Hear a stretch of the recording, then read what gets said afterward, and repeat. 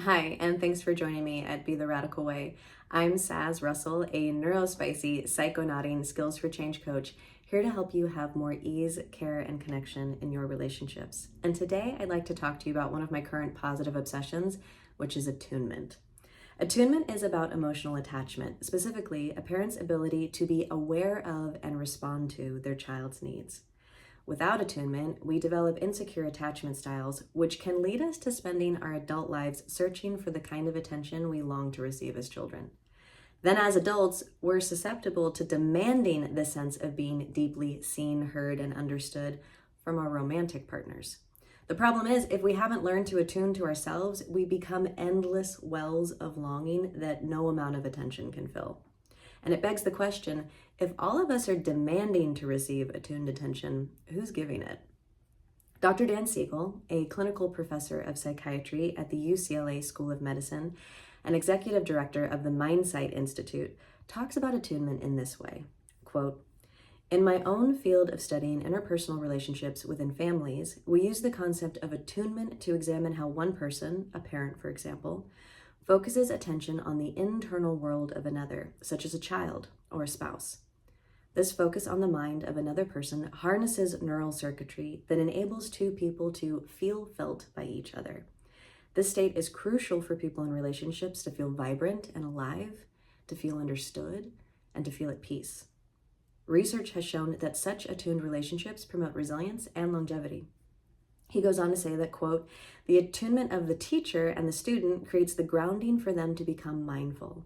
We see ourselves in the eyes of the other, and when that reflection is attuned, we have an authentic sense of ourselves. When the other person has presence, when his or her reflective skills permit our mindful awareness, then in that moment we are seen with authenticity and directness.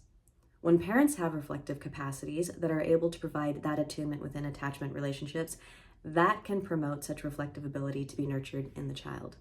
End quote. Attunement sounds pretty nice, right? It's a way for us to see, hear, and understand each other.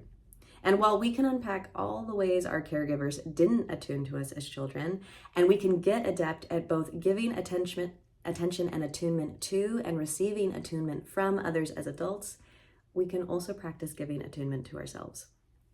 Unfortunately, because so many of us are desperately seeking attunement, we neglect to practice self-attunement. And this leaves us feeling lonely, longing for belonging and connection without being able to offer either to ourselves or others. Some of us need to be able to gift something to somebody else before we can give it to ourselves. And some of us need to be able to gift ourselves before we can give it to someone else. Today, I'll be sharing some possibilities for how to gift attunement to yourself, and later I'll be showing how we can get better at attuning to others. Here's how to start practicing self-attunement. Practicing self-attunement means becoming aware of yourself, of your emotions, your feelings, your wants, your needs.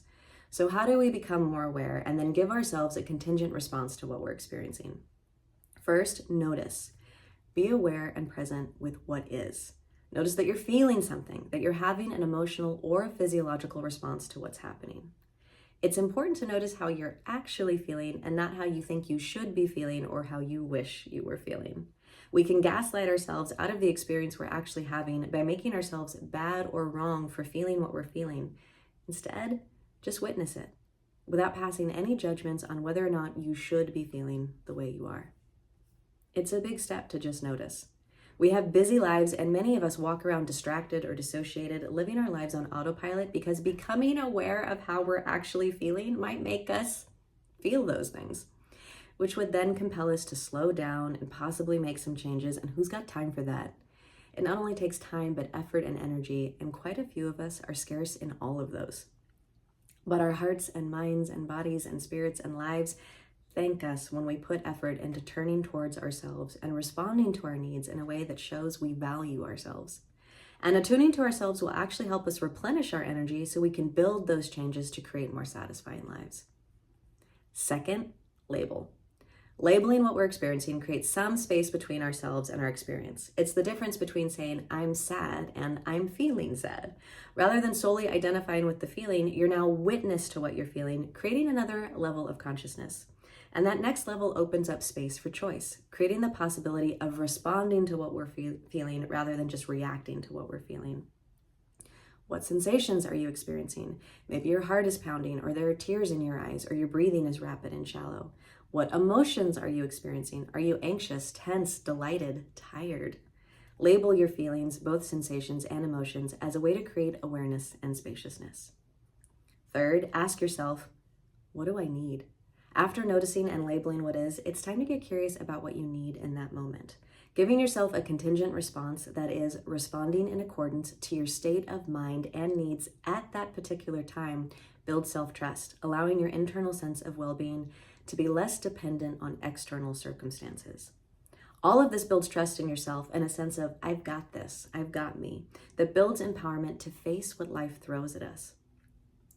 Rather than trying to control others, if they just did this, I'd be okay, or our environment, if it just went this way, I'd be all right, we practice getting thrown off center and being able to quickly and adeptly respond to what is and recenter ourselves.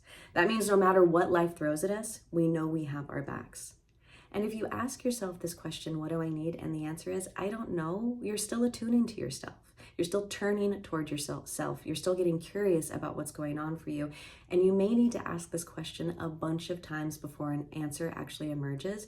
But part of this process of building self-trust is continually turning toward yourself. The act of turning toward yourself is what's critical in this moment. So stay curious.